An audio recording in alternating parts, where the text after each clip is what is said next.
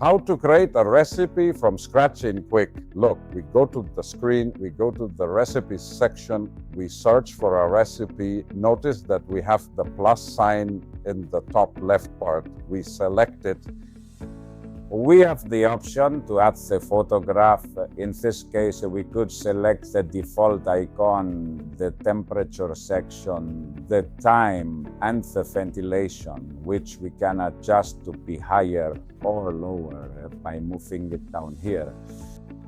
It is recommended to work at high speed. We select the time necessary for that recipe, and the temperature. We recommend 275 for cooking. We would put the name of the recipe at the top, and as simple as that, below we have the option to save or cancel. In this case, we would save the recipe. And it would already be in the section of our recipes.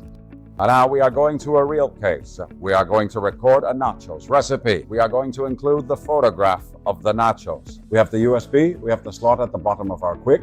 We go to settings, and what we want is to load the image that we have. We go to the USB section and we're going to tell it to load. Notice that it has already loaded the image, but we get the message that the recipe file was not found because we are not loading recipes, we have only loaded images. We press OK, we exit the screen, we go to the recipes section. We're going to create it. We have the temperature, time, and fan speed section. What we want is the nachos, 45 seconds. Temperature 275, the recommended temperature for working with our equipment. High fan speed, which always appears by default, but we have the opportunity to lower it. We would still need to add the photograph.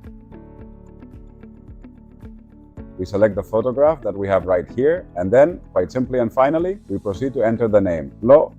In this case, it will be the nachos. And all that's left now is to save the recipe. We save it. And now we have our nacho recipe prepared and ready to work. We go back to the home screen, select Cook, and notice, in this case, we have it right here. And now we would start our equipment to cook those delicious nachos.